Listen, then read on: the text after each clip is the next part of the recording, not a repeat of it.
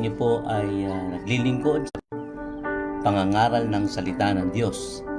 Yung ating pong tinatalakay ay tungkol nga po doon sa parabola o doon sa parable ng ating Panginoong Hesukristo na talagang popular at tanyag na ikiniwento ng ating Panginoon sa kanya pong ministeryo, sa kanyang pagtuturo sa mga lagad at sa mga tao. At nung nakaraang ating pong pagtalakay ay binigyan po natin ng diin yung tungkol nga po dun sa binhi na, o sa salita ng Diyos na nahasik sa tabi ng daan, dun sa pathway, dun sa matigas, no po. Ngayon, ang bibigyan po natin ng daan o yung ating paliwanag ay ito pong mababasa natin sa talatang 13 ng Lucas, kabanatang 8, doon sa kinwento pa rin po ng ating Panginoon. Pakinggan po ninyo dito po sa Luke chapter 8, verse 13. Ito po ang talinhaga tungkol sa mga hasik at sa talatang 13, sinabi ng Panginoon, ang mga nalaglag naman sa batuhan ay ang mga nakarinig ng salita at tumanggap nito ng may kagalakan, ngunit hindi ito nag-ugat sa kanilang puso. Sandali lamang silang naniwala, kaya't pagdating ng pagsubok, sila'y tumitiwalag. So ito po ngayon ang pagbibigyan po natin ng pansin o bigyan natin ng diin doon po sa sinabi ng ating Panginoon na ito. No, napansin po ba ninyo ang sabi po ng Panginoon, ito pong binhi na nalaglag sa batuhan ay nakarinig ng salita, tumanggap nito ng may kagalakan, ngunit hindi ito nag-ugat sa kanilang puso. Sandali lamang silang naniwala, kaya pagdating ng pagsubok, ano pong nangyari? Sila'y tumiwalag. O doon po sa gustong makarinig po ng English na translation, babasahin po sa inyo sa Luke pa rin, chapter 8, verse 13. Ang sabi po sa English, ano po, ay ganito po, no? The rocky soil represents those who hear the message with joy. But like young plants in such soil, their roots don't go very deep. They believe for a while, but they wilt when the hot winds of testing blow. So they believe for a while. Yan po ang dapat nating guhitan o ating pong tandaan. At sa Mateo, di po ba, binanggit din po ron, pero nais ko lang po na bigyan niyo ng pansin yung binasa ko na sabi, the rocky soil represents those who hear the message with joy.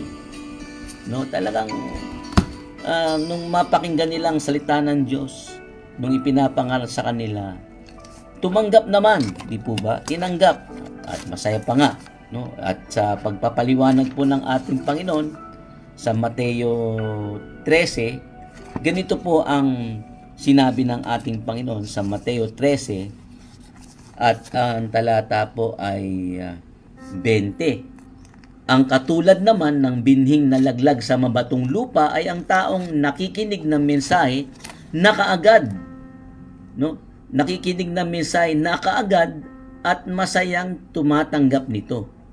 Ngunit hindi tumimo ang mensahe sa kanyang puso. Sandali lamang itong nanatili at pagdating ng mga kapaghatian at pagsubok dahil sa mensahe, agad siyang tumalikod. Doon sa Lucas, ginamit po yung tumitiwalag. Dito naman, agad siyang tumalikod sa kanyang pananampalataya. So, tumalikod sa kanyang pananampalataya. Dito naman kay Lucas ay pagdating ng pagsubok, sila'y tumitiwalag. No? Pagdating ng pagsubok kaagad silang tumitiwalag. So kay Mateo, sa kanyang sulat sinabi niya, Nakinig ng mensahe, nakaagad at masayang tumanggap, ngunit hindi tumitimo ang mensahe sa kanyang puso, sandali lamang itong nanatili. Pagdating ng kapighatian, dinagdagan po ng kapighatian at pagsubok, dahil sa mensahe, agad siyang tumalikod sa kanyang pananampalataya. So malaki po ang pagkakaiba nito, mga kababayan, sa una, no, sapagkat hindi basta lamang sila interesado, sa halip emosyonal pa sila, no. May kasama pong emosyon o damdamin kasi masaya silang tumanggap. Maaring sa sobrang saya ay napaiyak, no, yung pong umiiyak pa sa galak, ang tinatawag natin sa English na tears of joy nung tumanggap ng salita ng Diyos, nung mapakinggan nila, no. Subalit, ang sabi ni Jesus, kahit na ganoon pa ka-emosyonal o ganun pa ang kanyang pagtanggap na tila barang espesyal yung pagtanggap niya sa ipinangaral na mensahe, hindi tumimo ang mensahe sa kanilang puso. Malinaw po yan na sinabi po ng ating Panginoon, hindi tumimo sa kanilang puso. No, yun po yung inuulit ko na sabihin sa inyo, hindi po tumimo eh. Ang sabi po, hindi taimtim sa puso ang kanilang pagtanggap. No? Yun po yung kasing kahulugan po nun eh. Nung hindi tumimo sa kanilang puso, parehas din po yun sa hindi taimtim sa puso ang kanilang pagtanggap. Sapagkat ang sabi po ng Panginoon, sandali lamang itong nanatili. Sandali lamang. Sabi nga sa English, they believe for a while. No? Hear the message with joy. No? Sabi nga po, but like young plants in such soil, their roots don't go very deep. Their roots don't go very deep. Yung ugat po hindi nga po, sabi nga po, hindi tumimo ang mensahe sa kanilang puso. Kasi nga po, hindi nag-ugat. No, katulad po ng mga batang mga halaman o mga tanim, di ba? Hindi po malalim At ang sabi, they believe for a while, but they wilt when the hot winds of testing blow. They believe for a while. Sandali lamang silang naniwala, no? Hindi sila nanatili, hindi pumirmis. Parang agad ng lamig, no, sa pananampalataya kasi ang nangyari nga po, tumiwalag sila, tumalikod sa kanilang pananampalataya. So, agad ng lamig sa pananampalataya. Sumibol agad ang binhi. Di po ba? Yung binhi, sumibol kasi tinanggap Nagalak pa nga sa kanila sa napakinggan nilang mensahe. Kaagad tumanggap at masayang tumanggap. No? Ngunit dahil manipis lang ang lupa, ang sabi po sa Mateo 13, talatang 5-6, yun po yung bago yung paliwanag, sinabi ng Panginoon sa Mateo 13. Sabi po ng Panginoon ay sa Mateo 13:5-6, may mga binhi namang nalaglag sa mabatong lupa dahil manipis lang ang lupa roon. Sumibol agad ang binhi, ngunit natayo agad ang mga ito nang mabilad sa matinding init ng araw, palibhasa'y mababaw ang ugat. So yun yung kwento ng ating Panginoon na mababaw kasi yung ugat No, natuyo agad nung dumating ang matinding init. Dahil mababaw nga yung ugat at manipis lang roon ang lupa, bagamat sumibol ang binhi, natuyo agad din ang mga ito nang mabilad sa matinding init. Yan yung pinaliwanag ng ating Panginoon na ang sabi nga niya, hindi tumimo ang mensahe sa kanyang puso.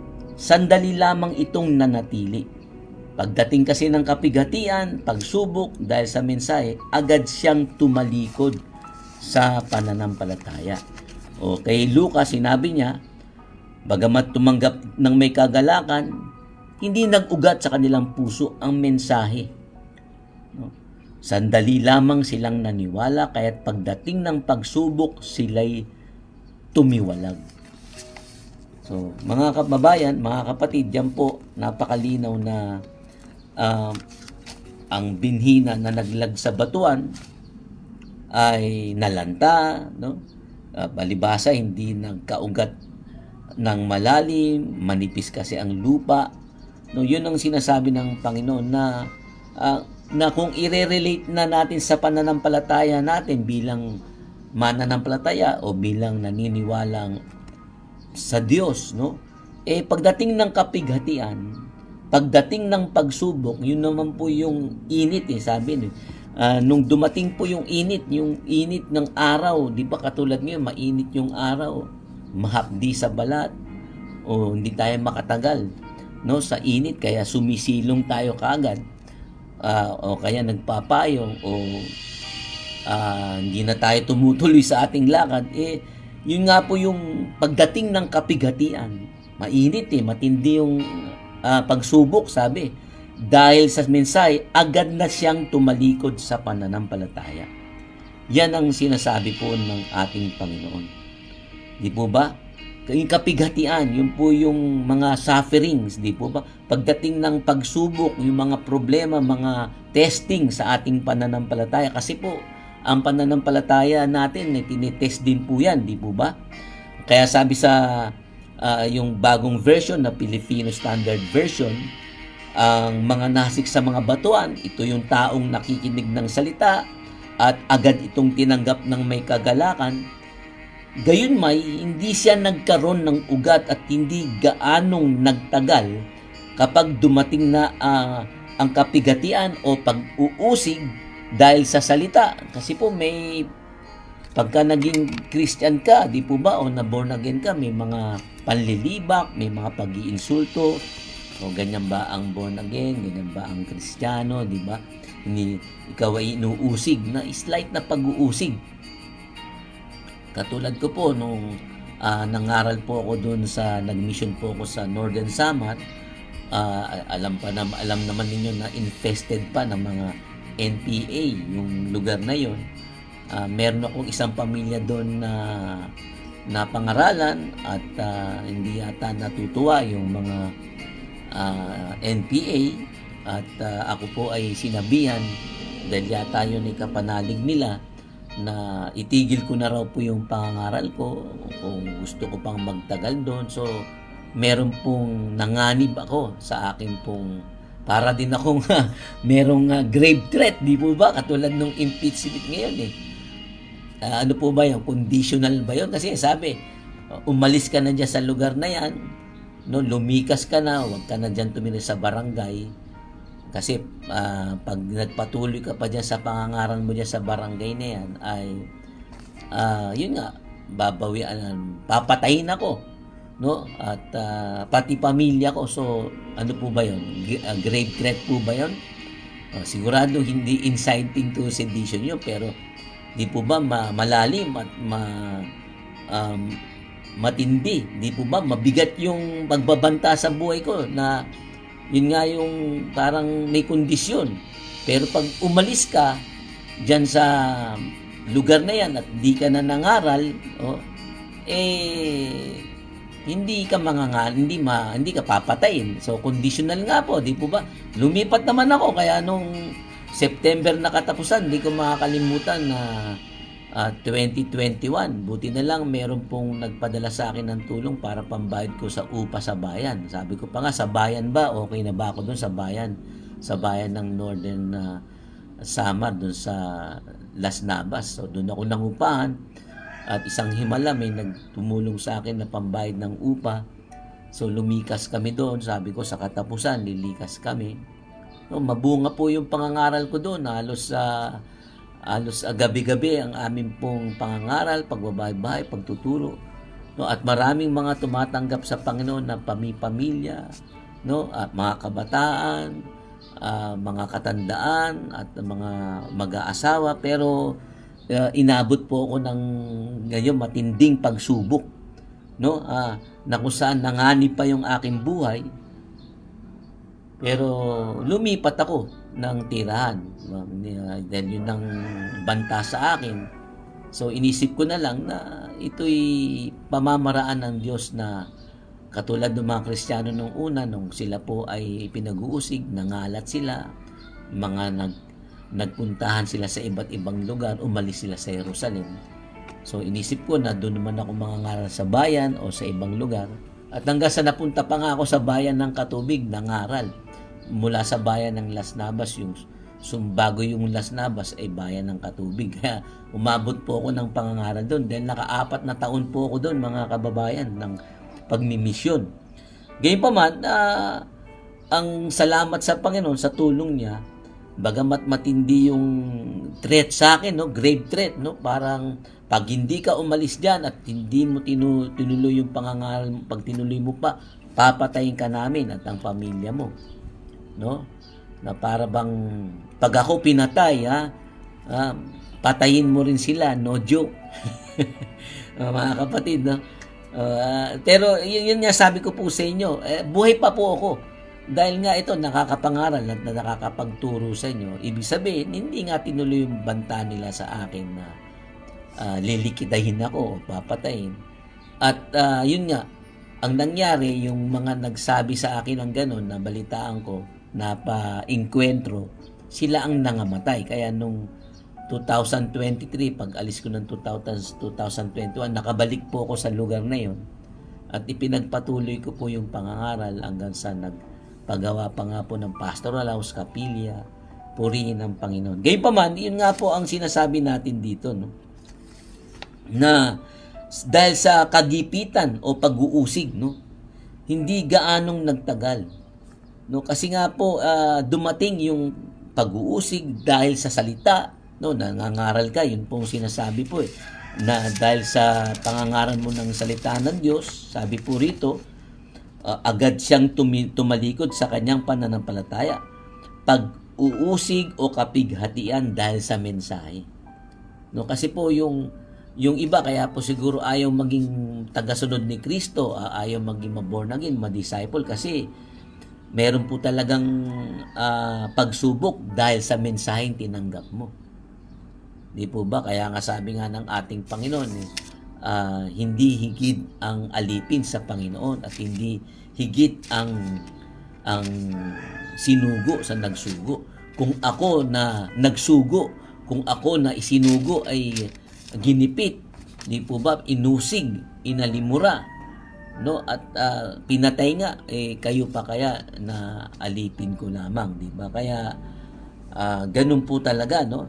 Pero ang dapat natin mapansin doon, hindi nagtagal, hindi na natili pagdating sa pagsubok at tumalikod kaagad. So, o sa ibang salita, tumiwalag, no?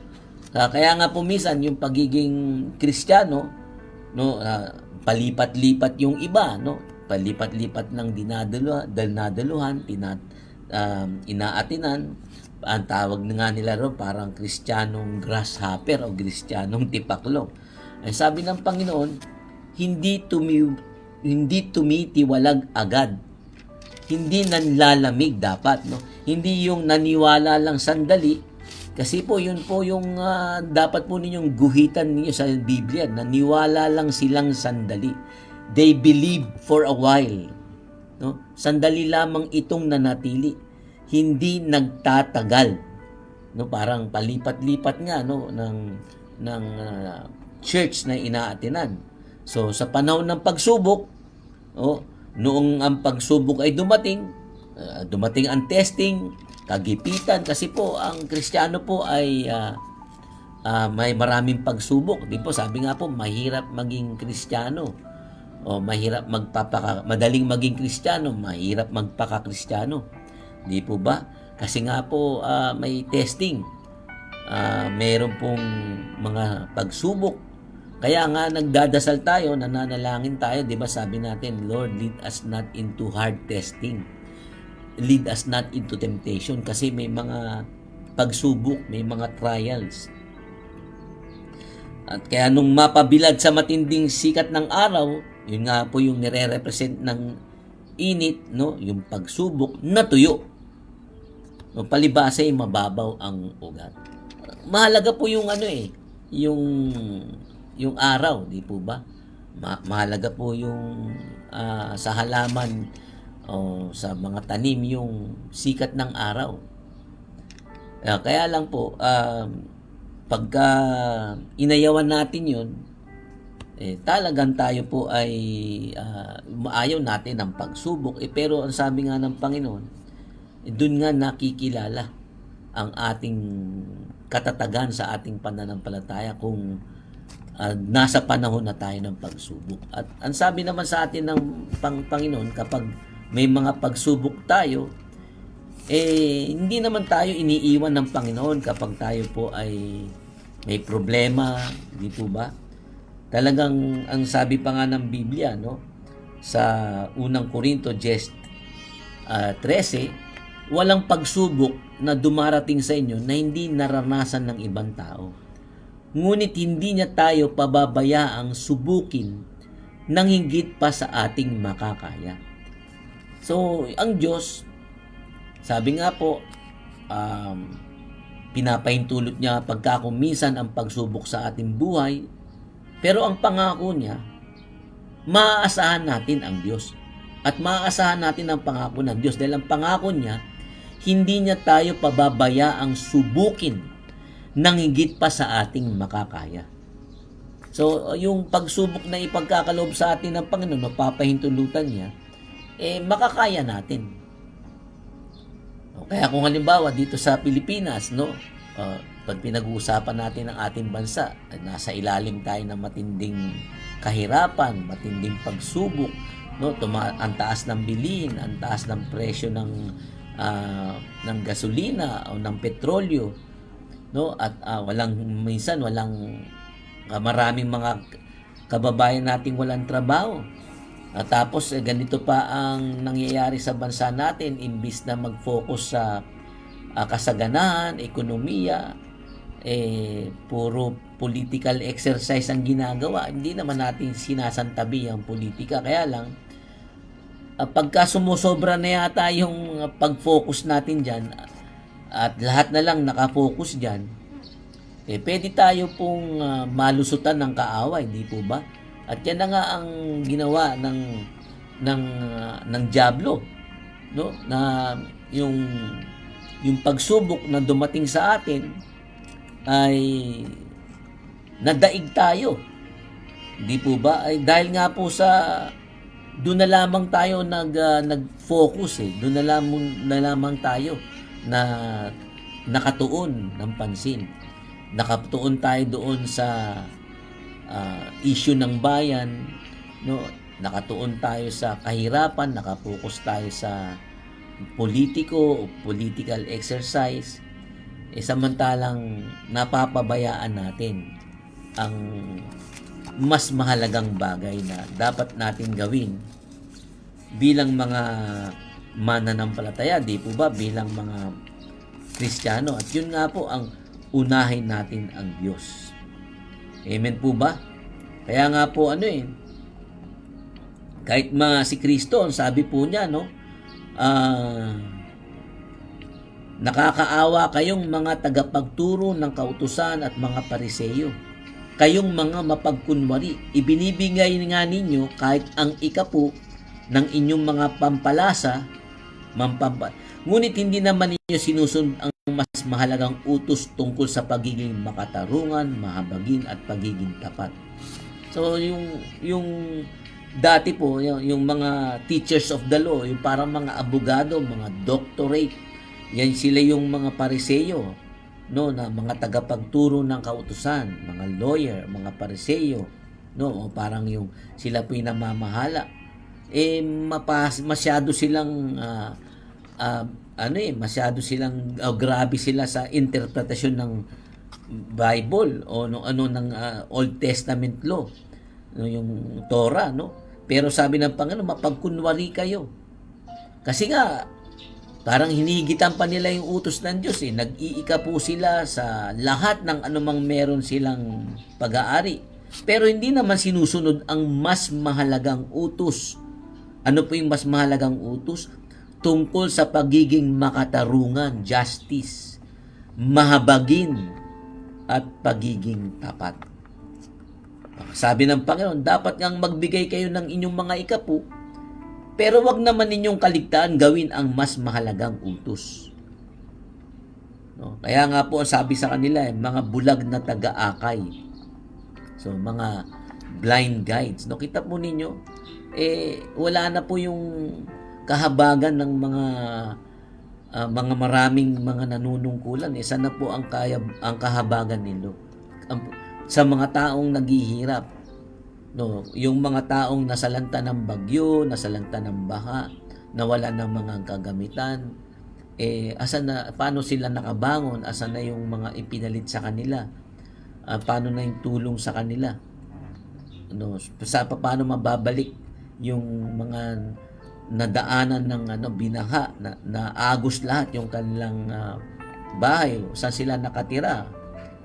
Yung pagiging tapat, yung pagiging makatarungan, o yung pagiging tapat sa kutungkulin. Gawa ka ng batas, halimbawa, gawa ka ng ngawa sa sinasabi, pero hindi naman pala tapat sa kanyang tungkulin, na kaya mapagkunwari, ninanakawan pala yung kabanang yaman. At yung katarungan, no, yung katarungan, yung justice, yung dapat bigyan ng hustisya, hindi nabibigyan ng hustisya. Asa ng hustisya doon sa hanggang ngayon, hindi pa bumabalik yung pera ng kabanang yaman. Di po ba? No, pagka nauospital, sabi nga daw po, wala raw pera ang PhilHealth. Ngayon, pinabalik nga daw po, pero galing naman sa budget sa 2026. Tapos po ay hanggang ngayon, wala pa talagang nananagot, o hindi pa bumabalik yung pera, at walang mga infrastructure. Kaya yun pong nakalulungkot. Pero alam po ninyo, mga kapatid, ang sabi nga natin, ang pagkakakilanlan ng tunay na nananalig ay yung nagpapatuloy, nananatili. Kasi sabi po rito, naniwala silang sandali. They believe for a while. No, masaya, no? Hallelujah, praise the Lord, pagpuri ng Panginoon, di po ba? Masayang tumanggap sa Panginoon, maaring nakaluhod pa nung tumatanggap, umiiyak, no? Nakataas pa ang kamay, pero hindi po doon makikilala ang tunay na mananalig sa Panginoon, kundi nagpapatuloy, nananatili, nagtatagal. Kabaligtaran po nung naniwala lang sandali. So, paano natin makikilala ang tunay na tumanggap sa Panginoon at tunay na sumampalataya sa ating Panginoon, mga kapatid? Kahit pa sila'y tumanggap noong una at nakaramdam ng galak, o umiiyak pa, o tumatangis pa sa kagalakan nung nakinig, nakadama ng maginhawang pakiramdam, o mabuti, o masaya. Maraming Kristiyano po yung ganito, nakaranas po naka-experience po ng tumanggap ng kaligayahan. Kasi yan po ang sabi, no? Pero ang sabi po ng banal na kasulatan, naniwala lang sila, naligtas sila. Makinig po kayo, no? Ang kagalakan po o ang kasiyahan, makinig po kayo, ay hindi po makikitang pagkakakilanlan o kasiguruhan ng tunay na kaligtasan ng isang tao. Sapagkat pagkakumisan, lalo na kung may pagsubok ka o kapighatian, katulad nung mga nag-iiyakan nating kababayan na yung namatay na ang anak ay magaling na manlalaro, magaling na basketballista, no? At yung mga namatayan na mga binaril nung diyan sa ng mga estudyante na bata pa, no, naghihinagpi sila, umiiyak. Wala pong kagalakan doon. Ibig pa sabihin doon hindi sila tunay na Kristiyano.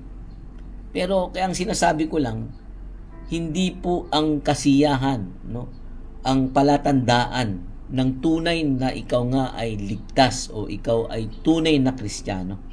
Pagka kung minsan no? Yung kasiyahan pa nga o happiness, palatandaan ng huwad o mali, hindi totoo, o maling-mali, hindi tunay na kaligtasan. Kaya yung basta importante, masaya ka lang, no? Basta happy ka naman sa buhay mo. Hindi po, no? Pagka kumisan kasi yung kasiyahan sa panlabas lang nakukuha yon, di po ba? Pag nanood ka ng sine, napanood mo maganda, masaya ka, o nadagdagan ka ng bonus galing sa employer mo, masaya ka, o may regalo sa iyo, may binigay sa iyo, masaya ka. So circumstantial galing sa labas So, pero ang kagalakan pagka kumisan ang nararapat na nadarama o nararanasan at nakikita ng mga tao sa katangian ng tunay na kaligtasan. Kasi po yung nung nakalagay sa Roma, Kapitulo 14, talatang 17. Subalit sa kabilang banda, ang kagalakan din ay hindi lamang pagkakakilanlan ng katangian ng tunay na kaligtasan ng isang tao. So kahit na hindi makita sa iyo yung kagalakan o meron kang inner joy, hindi pa rin po yun ang patunay na ikaw nga ay ligtas na. So ano pong ibig kong sabihin? No? Ang emosyon o ang damdamin ay hindi ang magsasabi sa iyo ng realidad o ng katotohanan sa spiritual na karanasan. Inuulit ko po, yung feelings, no, yung emotion, yung ating damdamin, hindi po yan ang magsasabi. Hindi po yan ang magdidictate sa iyo ng reality, ng katotohanan o realidad o ng truth sa spiritual experience mo. Sapagkat ang tunay na kaligtasan ay Diyos ang may gawa. Sa pamamagitan ni Kristo, pinawalang sala o pinapaging matuwid, no? Justification, pinapaging banal o masunurin sa utos ni Jesus, sanctification sa harap ng Diyos. Ganito po ang pagpapatunay ng Biblia. Subaybayan ninyo ako habang binabasa ko po sa unang Korinto 1:29 hanggang 30. Ito po ang ating batayan. Kaya't walang sino mang makakapagmalaki sa harapan ng Diyos. Sa Kanya nagmula ang taglay ninyong, no? Sa Kanya nagmula ang buhay na taglay ninyo dahil sa pakikipag-isa ninyo kay Kristo Jesus na siyang ginawang karunungan natin. Sa pamamagitan din niya, o sa pamamagitan po ni Kristo, tayo'y itinuring na matuwid, ginawang banal, at iniligtas ng Diyos. So, ano po, sa pamamagitan po ni Kristo, tayo po'y itinuring na matuwid, ginawang banal, at iniligtas ng Diyos. So, doon po sa gustong makarinig ng English, ganito po yung mababasa natin sa unang 1 Corinthians chapter 1, 29 to 30. Ang sabi po rito, no? So that no one can ever boast in the presence of God, God alone made it possible for you to be in Christ Jesus. So God alone, ang Diyos lamang, made it possible for you to be in Christ Jesus. For our benefit, God made Christ to be wisdom itself. He is the one who made us acceptable to God. He made us pure and holy. So, yun po yung salin sa English, na translation sa English na sa pamamagitan ni Kristo, tayo itinuring na matuwid. So, dito po, sabi, He is the one, Jesus Christ, is the one who made us acceptable to God. So, siyempre po, pag tayo po itinuring ng Diyos na matuwid, katanggap-tanggap na tayo sa Diyos. At nangyari po yun nung sumampalataya tayo kay Kristo. Pinapaging matuwid tayo, na-justified tayo. Di ba? Pinawalang sala tayo. Justification, sabi, kaya nga po, ang sabi nga nila, justified, just if you never committed a sin. Pagka ginastify ka ng Panginoon, just as if you never committed a sin, parang hindi ka nagkasala. Parang wala kang nagawang kasalanan kasi ginastified ka ng ating Panginoon. And at sabi po, Jesus is the one who made us acceptable to God. Kaya katanggap-tanggap na tayo sa Panginoon. At sumunod, He made us pure and holy. Yun nga po yung ginawang banal at iniligtas tayo ng Diyos. He gave Himself Ang sabi po rito, He is the one who made us acceptable to God. He made us pure and holy, and He gave Himself to purchase our freedom. Iniligtas tayo ng Diyos. Papaano? Kasi nga tinubos tayo ng Panginoon. Tayo alipin ng kasalanan, pero ibinigay ni Kristo ang kanyang sarili, nagsakripisyo ang ating Panginoon upang tayo po ay magkaroon ng kapayapaan, magkaroon ng kaligtasan, magkaroon ng freedom. Amen po ba? Kaya po itutuloy po natin to bukas, no? Pero ang muling kapanganakan o yung pagiging born again o yung isinilang na muli ay ang pagbabago o transformation o bagong buhay na ang Diyos lamang ang nakagagawa. No, yun nga po ang malinaw na sinasabi sa Bible, no? Pati nga po yung transformation natin, ang sabi sa Bible, to be like Jesus, yung pong ating goal, to be like Jesus. Pero ang sabi, as the Spirit of the Lord works within us, no? As the Spirit of the Lord works within us, no? Dahil sa ang Panginoon, ang kanyang Espiritu, kumikilos sa atin, we become more and more like Him and reflect His glory even more.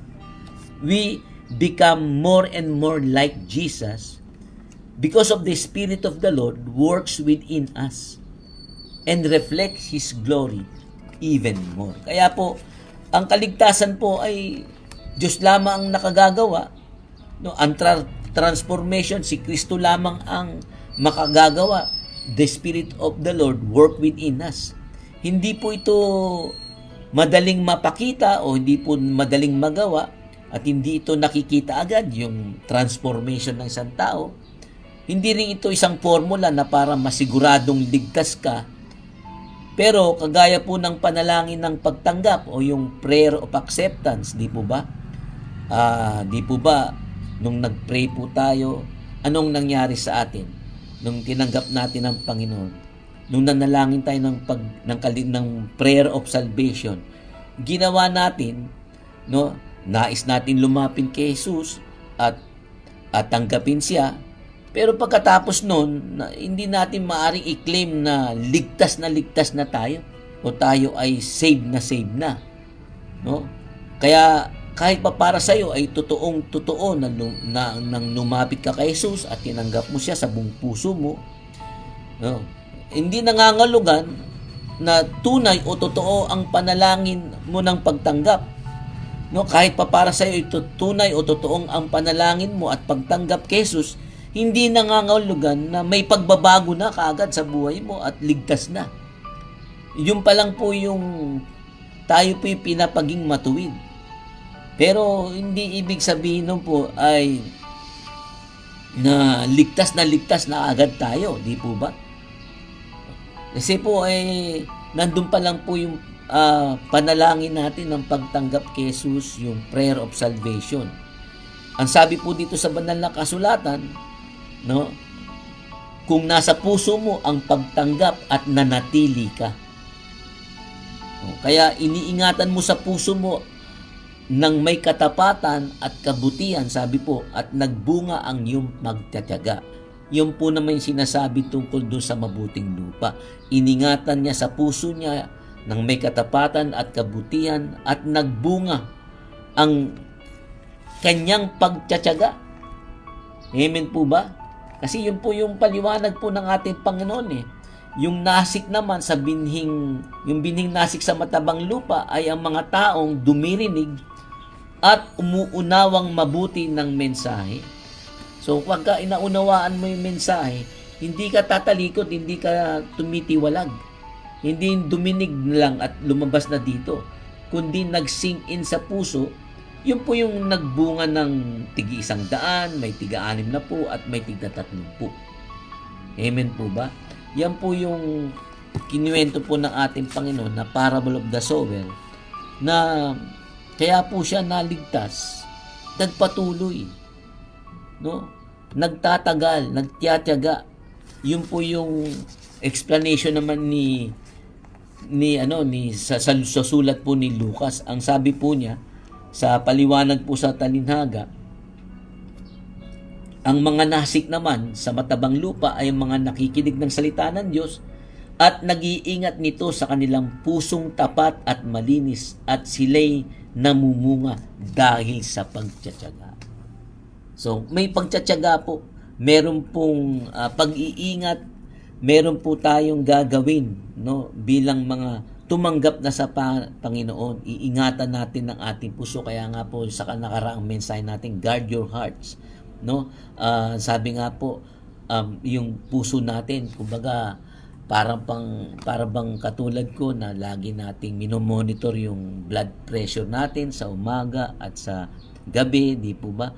At iniingatan natin yung ating puso. Hindi tayo mabubulaga na bigla na lang pong nag-ruptured na yung ating puso, inatake na tayo, na-stroke na tayo. O yung bang parang inatake ka na, na-stroke ka na, tumiwalag ka na. No, wala ka na sa connection sa Panginoon. Then tumiwalag ka na eh. Umalis ka na, tinalikuran mo na ang pananampalataya mo, tinalikuran mo na ang Panginoon. Hindi yan po ang tatanggap ng blessing ng, sabi nga po, ng tig-100, no? Maximum blessing. So, ang layunin nga po ng itong pagtuturo ng Panginoon ay para po tayo pagpalain. No? At ito nga po yung tinuturo ng ating Panginoon sa atin sa talinhaga, na maari pong mabuhay tayo dito sa mundong ito bilang mga tagasunod niya na nagbubunga, no, at nagbubunga ng sagana. Sabi nga po ay namubunga ng sagana ng tig-100, 60, 30, no, may minimum, may maximum. Kaya yung ibang makikita natin, malagong Kristiyano, pinagpalang buhay na ang kanilang pananampalataya, sa kabila ng pag-uusig, sa kabila ng kapighatian, pagsubok, dahil sa hindi sila tumalikod, hindi sila tumiwalag sa pananampalataya, kahit na meron pong pagsubok sa kanila, iningatan nila sa kanilang puso, ano po, ang mensahe na napakinggan nila. Iningatan nila ang salita ng Diyos sa kanilang pusong tapat at malinis. Yan nga po, no, na sila po ay na-justified at na-sanctified, no. Ang sabi rito, kaya nga walang sino man makapagmamalaki sa harapan ng Diyos. Sa Kanya nagmula ang buhay na taglay natin dahil sa pakikipag-isa natin kay Kristo Jesus na siyang ginawang karunungan natin. Sa pamamagitan ni Kristo, itinuring tayong matuwid. No, justified, no? Tinuring tayong matuwid. Sumunod, sanctified, no? Yan po yung nakalagay dito sa Biblia. At glorified. Ito. Amen po ba? So, ganito na muli. Pagpalain po tayo ng ating Panginoon.